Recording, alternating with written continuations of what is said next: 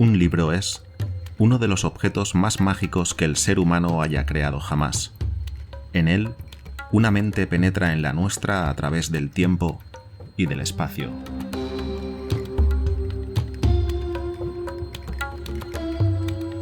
Pónganse cómodos y acompáñenme, soñadores y soñadoras. Dejemos que los mitos de Lovecraft exploren los más oscuros rincones de nuestro ser.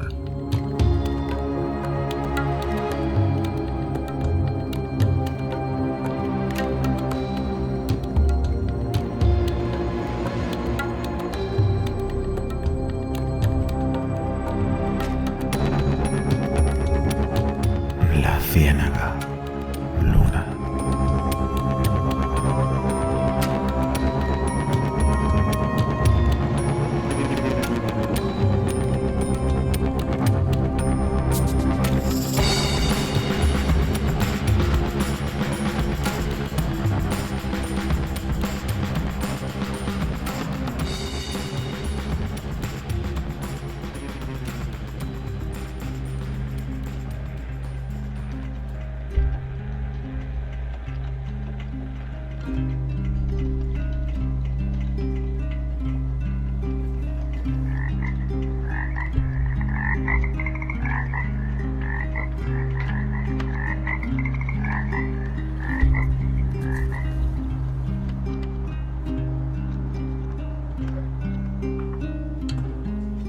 Dennis Barry se ha esfumado a algún otro sitio, a alguna remota y espantosa región que desconozco.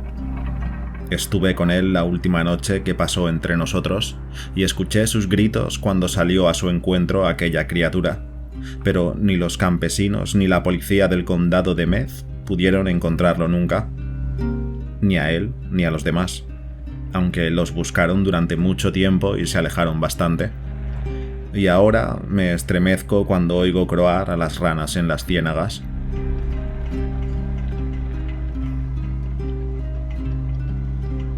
Conocí muy bien a Dennis Barry en Estados Unidos, donde se había hecho rico, y le felicité cuando volvió a comprar el viejo castillo junto al Cenagal en la tranquila aldea de Kildare.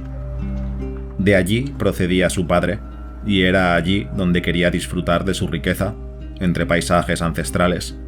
En otros tiempos, los de su estirpe habían gobernado en Kildare y habían edificado y habitado el castillo.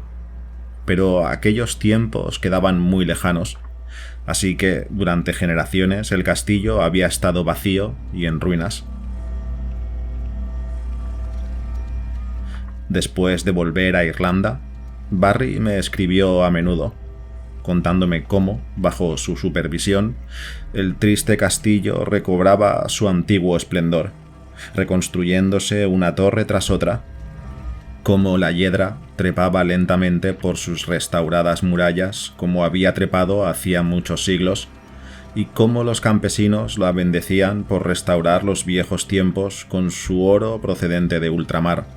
Pero con el tiempo surgieron los problemas, y los campesinos dejaron de bendecirlo y en su lugar huyeron como de un desastre.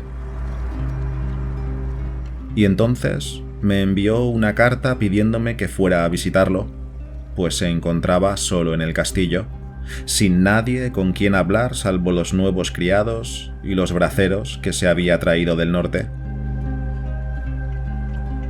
El Cenagal era la causa de todos aquellos problemas, como me contó Barry la noche de mi llegada al castillo. Había llegado a Kildare un atardecer veraniego, cuando el oro del cielo iluminaba el verde de los cerros y las arboledas y el azul del Cenagal, donde en un lejano islote brillaban espectralmente unas extrañas ruinas antiguas. El crepúsculo era muy hermoso, pero los campesinos de Ballylouth me habían prevenido contra él, y me dijeron que Kildare se había convertido en un lugar maldito, de modo que casi me estremecí al ver los altos torreones del castillo como ascuas de oro.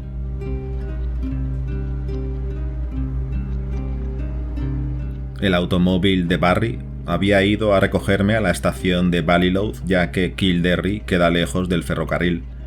Los aldeanos habían rehuido al coche y a su conductor, que era del norte, pero cuando vieron que me dirigía a Kildare palidecieron y me susurraron algo. Y aquella noche, después de nuestro reencuentro, Barry me contó por qué. Los campesinos se habían esfumado de Kildare porque Dennis Barry iba a desecar la Gran Ciénaga. A pesar de su amor por Irlanda, su estancia en Estados Unidos no había dejado de afectarle, y lamentaba que se desaprovechara un magnífico espacio en el que se podía extraer turba y empezar a cultivar la tierra.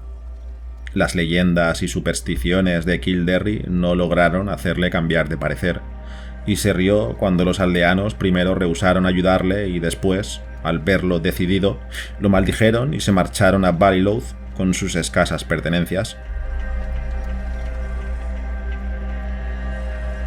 En su lugar, mandó llamar braceros traídos del norte y cuando los criados le abandonaron, los reemplazó igualmente, pero se sentía solo entre tantos forasteros, de modo que me pidió que fuera a verlo. Cuando me enteré de los temores que habían inducido a aquella gente a abandonar Kildare, me reí tan estrepitosamente como se había reído mi amigo, ya que esos temores eran de lo más impreciso, descabellado y absurdo. Tenían que ver con alguna extravagante leyenda de la ciénaga y con un siniestro espíritu guardián que habitaba las extrañas ruinas antiguas del lejano islote que yo había visto a la caída de la tarde. Se contaban historias de luces que danzaban en la oscuridad cuando no había luna y de vientos gélidos que soplaban en las noches cálidas, de espectros vestidos de blanco que se cernían sobre las aguas y de una supuesta ciudad de piedra que había bajo la superficie en lo más profundo de la ciénaga. Pero entre todas aquellas extrañas fantasías, la única que se repetía unánimemente se refería a la maldición que le aguardaba a quien se atreviera a tocar o desecar aquel inmenso cenagal rojizo. Había secretos, decían los campesinos, que no debían desvelarse. Secretos que habían permanecido ocultos desde que la peste alcanzó a los hijos de Partholon en los fabulosos años de la prehistoria. En el libro de los invasores se cuenta que todos esos hijos de los griegos fueron enterrados en Talath, pero los viejos de Kildare hablaban de una ciudad que estaba protegida por su patrona, la diosa Luna. De suerte que solo los cerros boscosos la ocultaron cuando los hombres de Nemet llegaron a Escitia en sus 30 barcos. Tales eran los infundados cuentos que habían llevado a los aldeanos a abandonar Kildare, y al enterarme no me sorprendió que Dennis Barry se hubiera negado a prestarles atención. Sin embargo, como le interesaban mucho las antigüedades, me propuso explorar a fondo la ciénaga en cuanto la hubiesen desecado. Él había visitado a menudo las ruinas blancas del islote, pero aunque parecía evidente que eran muy antiguas y su perfil guardaba muy poca relación con la mayoría de las ruinas irlandesas, se encontraban demasiado derruidas para deducir en qué época tuvo lugar su esplendor.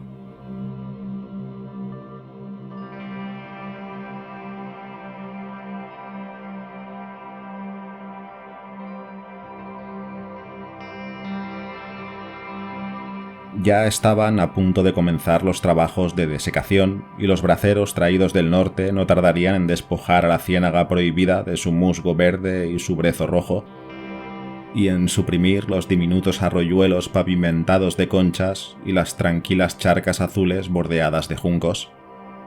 Después de que Barry me hubo contado todo aquello, me sentí muy somnoliento, pues el viaje había sido agotador y mi anfitrión había estado hablando hasta bien avanzada la noche.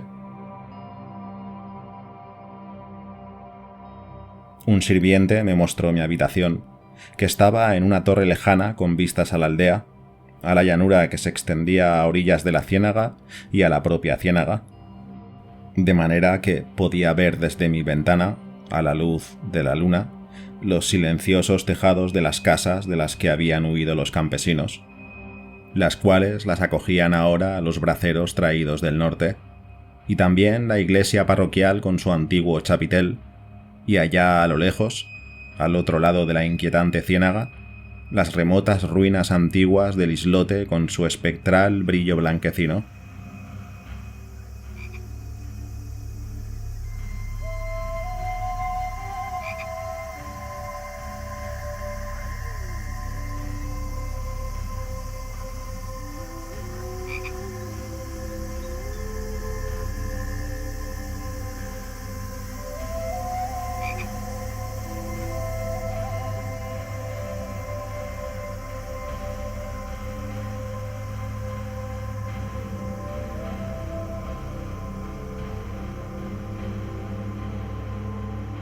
justo cuando acababa de dormirme, creí oír a lo lejos unos sonidos apenas perceptibles, unos sonidos atronadores y medio musicales que me provocaron una extraña excitación que alteró mis sueños.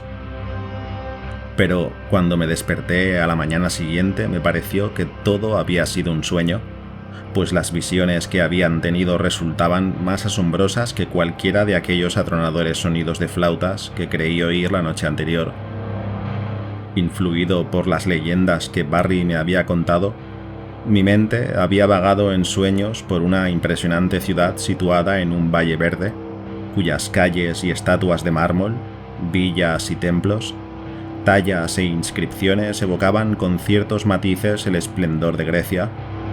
Cuando le conté ese sueño a Barry, nos echamos a reír ambos, pero yo me reí más estrepitosamente porque a él le desconcertaba el extraño proceder de sus braceros traídos del norte. Por sexta vez se habían quedado dormidos, y cuando se despertaron, muy lentamente y aturdidos, se comportaban como si no hubieran descansado, a pesar de que era sabido que se habían acostado temprano la noche anterior.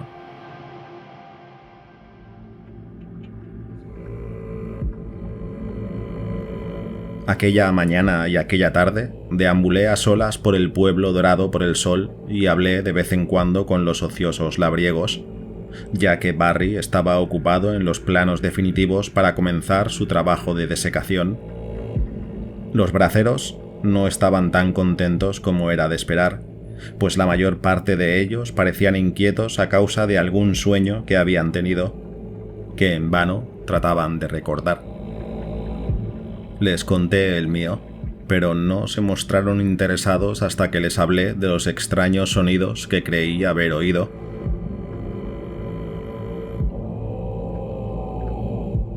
Entonces me miraron de forma rara y dijeron que ellos también creían recordar sonidos extraños.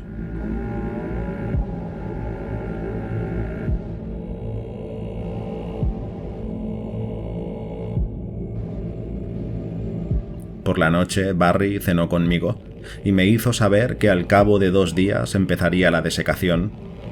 Me alegré, pues aunque no me gustaba ver desaparecer el musgo y el brezo y los pequeños arroyuelos y los lagos, sentía un creciente deseo de conocer los antiguos secretos que la gruesa capa de turba pudiera ocultar. Y aquella noche mis sueños de sonidos de flautas y de peristilos de mármol tuvieron un inesperado e inquietante final, ya que vi descender sobre la ciudad del valle una pestilencia, y luego una tremenda avalancha de laderas boscosas que cubrió los cadáveres de las calles y solo dejó sin enterrar el templo de Artemis, en lo alto de un pico, donde Cleis, la anciana sacerdotisa lunar, yacía fría y silenciosa con una corona de marfil sobre sus sienes plateadas.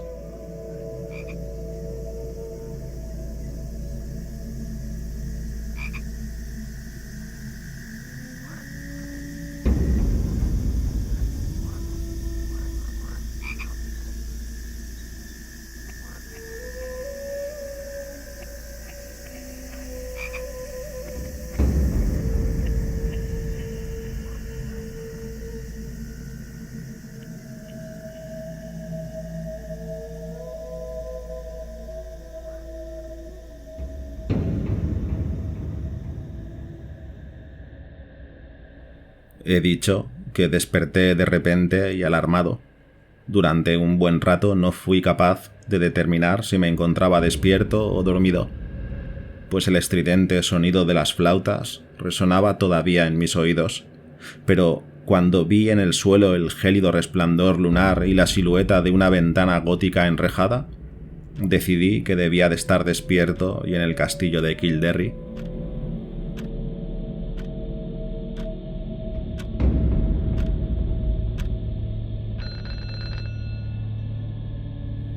Entonces oí dar las 2 en un reloj de algún lejano rellano más abajo y comprendí que estaba despierto, pero todavía me llegaba desde lejos el monótono sonido de flautas. Aires frenéticos, extraños, que me hicieron pensar en alguna danza de faunos en el remoto Ménalo. No me dejaban dormir y, dominado por la impaciencia, me levanté de un salto y me puse a dar vueltas por la habitación. Por mera casualidad, me dirigí a la ventana que daba al norte y contemplé la silenciosa aldea y la llanura que bordea la ciénaga. No tenía ganas de mirar al exterior, porque quería dormir, pero las flautas me atormentaban y tenía que hacer o mirar algo. ¿Cómo podía sospechar lo que estaba a punto de contemplar? Allá abajo, a la luz que la luna derramaba sobre la extensa llanura, tenía lugar un espectáculo que ningún mortal que lo hubiera presenciado podría nunca olvidar.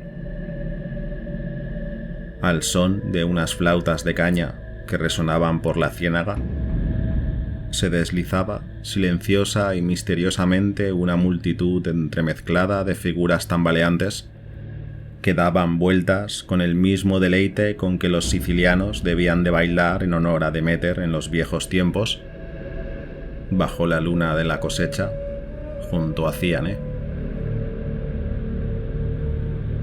La amplia llanura, el dorado claro de la luna, las imprecisas figuras en movimiento y, sobre todo, el estridente y monótono sonido de las flautas producían un efecto que casi me paralizó.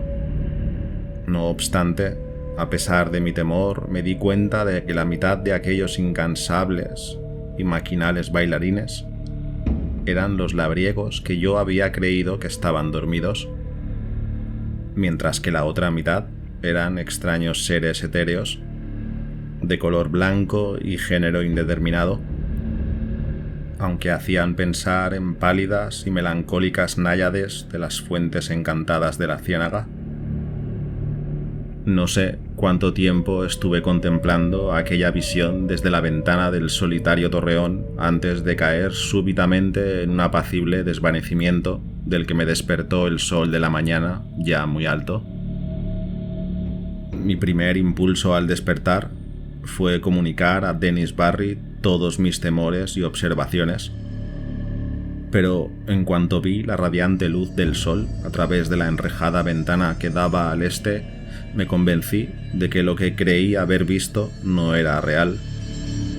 Soy propenso a las más extrañas fantasmagorías, aunque no lo bastante débil como para creérmelas. De modo que en aquella ocasión me contenté con preguntar a los labriegos, que durmieron hasta muy tarde y no recordaban nada de la noche anterior salvo vagos sueños de sonidos estridentes. Aquella cuestión del espectral sonido de flautas me agobiaba mucho y me pregunté si los grillos del otoño habrían llegado antes de tiempo para turbar las noches e inquietar las visiones de los hombres. Aquel mismo día, un poco más tarde, observé a Barry en la biblioteca estudiando minuciosamente sus planos para la gran obra que iba a comenzar al día siguiente, y por primera vez sentí una pizca del mismo miedo que había ahuyentado a los campesinos. Por alguna desconocida razón, me horrorizaba la idea de turbar la antigua ciénaga y sus sombríos secretos, y me imaginé terribles visiones que yacían bajo la negrura de las ilimitadas profundidades de la secular turba. Me parecía poco juicioso que tales secretos se sacasen a la luz y comencé a buscar una excusa para abandonar el castillo y la aldea.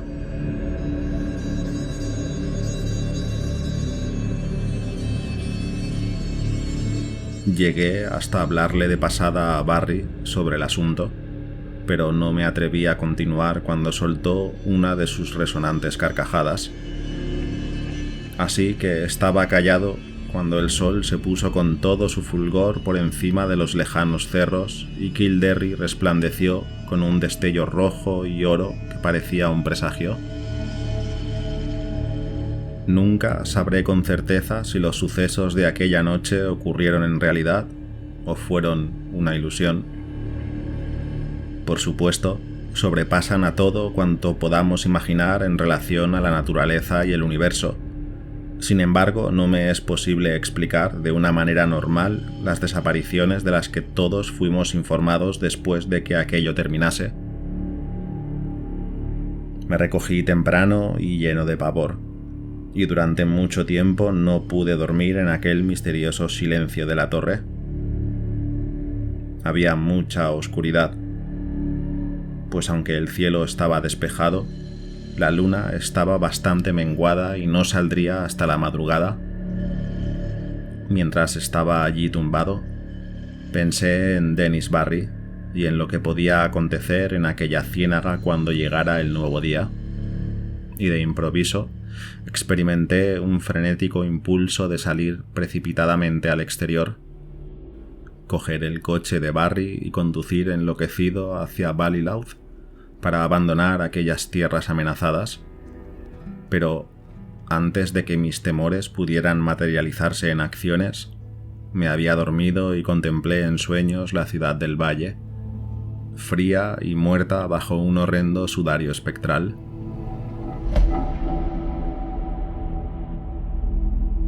Seguramente fue el estridente sonido de flautas lo que me despertó, aunque no fue eso lo primero que noté al abrir los ojos.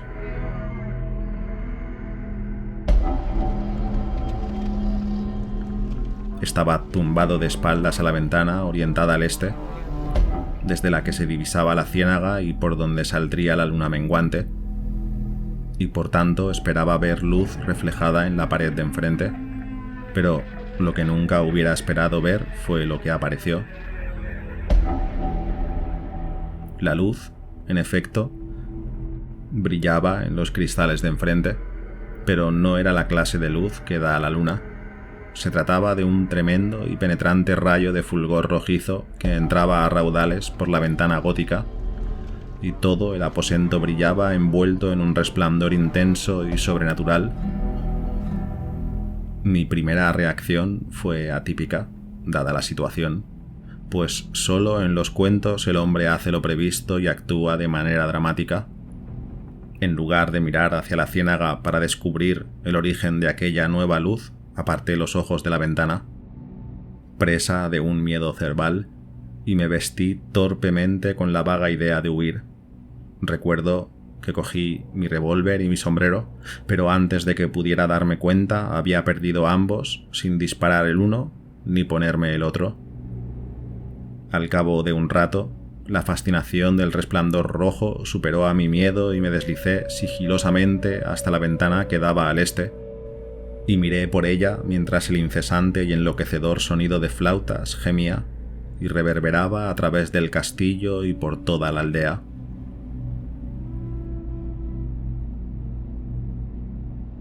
Sobre la ciénaga caía un diluvio de resplandeciente luz, escarlata y siniestra, que salía a borbotones de las extrañas ruinas antiguas del lejano islote.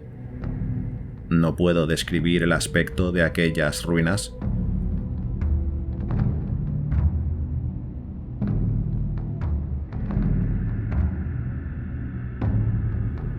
Debía de estar loco, ya que parecían alzarse majestuosas e inalcanzables, espléndidas y rodeadas de columnas, y el reflejo de las llamas sobre el mármol de su entablamento horadaba el cielo como la cúspide de un templo en la cima de una montaña.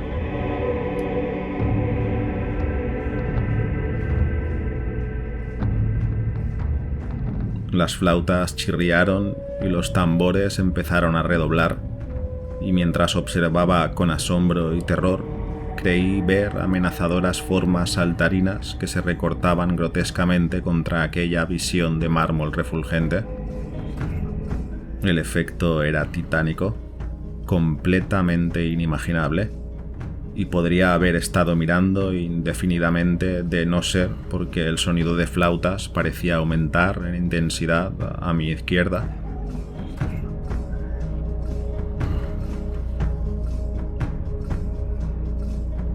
Temblando a causa del terror, mezclado de forma extraña con el éxtasis, crucé la sala circular hacia la ventana orientada al norte, desde la que podía verse la aldea y el llano que se extendía al borde de la ciénaga. Allí mis ojos se dilataron de nuevo ante un disparatado prodigio todavía mayor. Como si no acabase de dar la espalda a una escena completamente al margen de la naturaleza, ya que por la llanura espectralmente iluminada de rojo desfilaba una procesión de criaturas como no había visto nunca salvo en pesadillas.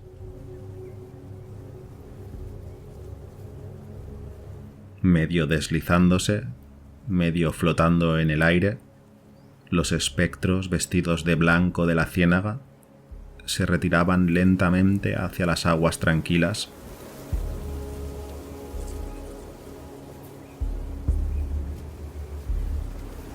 Y las ruinas de la isla en fantásticas formaciones que sugerían alguna antigua y solemne danza ceremonial.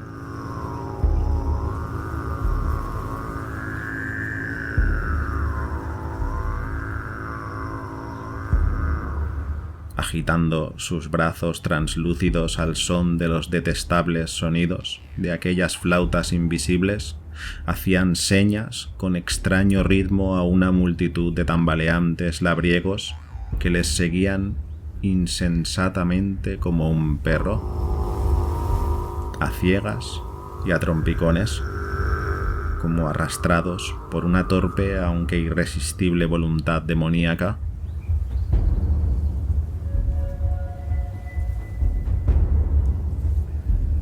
Cuando las náyades se acercaban a la ciénaga sin desviarse de su rumbo, una nueva fila de rezagados, que zigzagueaban y daban traspiés como borrachos, salió del castillo por alguna puerta alejada de mi ventana, atravesó a tientas el patio y la parte intermedia de la aldea, y se reunió a la tambaleante columna de braceros que recorría la llanura. A pesar de la distancia, enseguida me di cuenta de que eran los criados traídos del norte, pues reconocí la fea y voluminosa figura del cocinero, cuya misma absurdidad llegaba a ser indeciblemente trágica. Las flautas silbaban terriblemente, y volví a oír el redoble de tambores procedente de las ruinas de la isla. Entonces, de manera silenciosa y con garbo, las náyades llegaron al agua y desaparecieron una tras otra en la prehistórica ciénaga.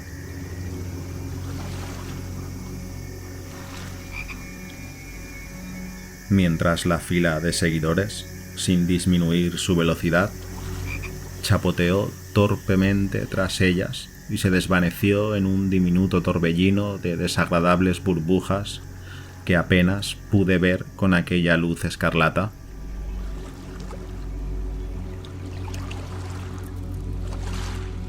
Y cuando el último rezagado, el patético y obeso cocinero, se hundió pesadamente en el tétrico estanque y desapareció de la vista, las flautas y los tambores se enmudecieron, y los cegadores rayos procedentes de las ruinas se esfumaron al instante, dejando la aldea maldita vacía y desolada bajo los pálidos destellos de la luna que acababa de salir. Mi estado era de un caos indescriptible, no sabiendo si estaba loco o cuerdo, dormido o despierto. Me salvé únicamente gracias a un compasivo adormecimiento. Creo que hice cosas tan ridículas como rezar a Artemis, Latona, Deméter, Perséfone y Plutón. Todo lo que recordaba de los estudios clásicos de mi juventud me vino a los labios mientras el horror de la situación despertaba mis supersticiones más profundas. Tenía la impresión de haber presenciado la muerte de toda una aldea y sabía que estaba solo en el castillo con Dennis Barry, cuya osadía había desencadenado una fatalidad. Al pensar en él, me embargaron nuevos terrores y caí al suelo. Aunque no llegué a desmayarme, quedé físicamente incapacitado. Entonces sentí la helada ráfaga procedente de la ventana que daba al este, por donde había visto salir la luna. y comencé a oír los gritos abajo en el castillo.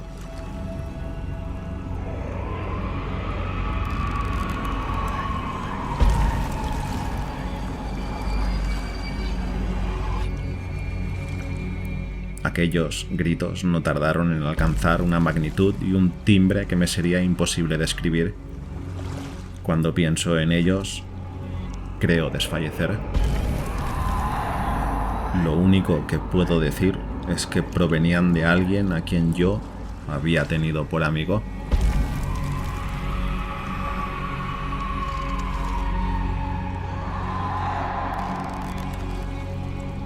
En algún momento de aquel espantoso intervalo, el viento frío y los gritos debieron hacerme levantar, ya que mi siguiente impresión es la de una enloquecida carrera por habitaciones y corredores oscuros hasta salir al patio, que atravesé para internarme en la espantosa noche. Me encontraron al alba vagando sin sentido por los alrededores de Ballylouth, pero lo que me desquició por completo no fue ninguno de los terrores vistos u oídos antes. Lo que mascullaba cuando salí lentamente de las sombras se refería a un par de fantásticos incidentes acaecidos durante mi huida.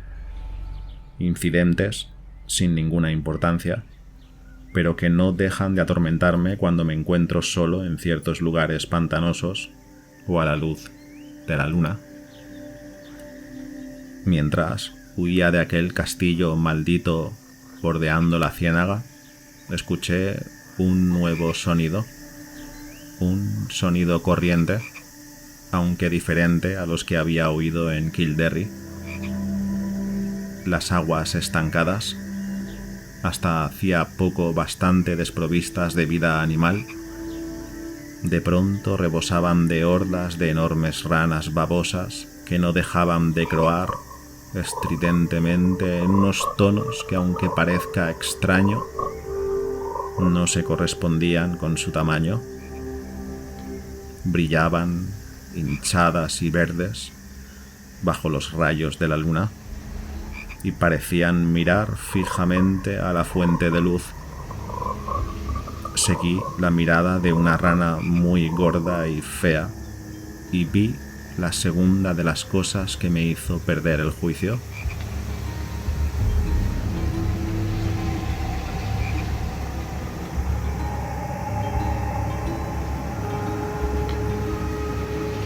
Me pareció vislumbrar un rayo de luz de débil y trémulo resplandor que se extendía directamente desde las extrañas ruinas antiguas del lejano islote hasta la luna menguante y que no se reflejaba en las aguas de la ciénaga. Y mi febril imaginación se figuró que por aquel pálido sendero ascendía una tenue sombra que se contorsionaba lentamente, una sombra imprecisa y retorcida que se debatía como si fuera arrastrada por invisibles demonios. Enloquecido como estaba, a aquella espantosa sombra le encontré un monstruoso parecido, una criatura nauseabunda e increíble, una efigie blasfema del que había sido Dennis Barry.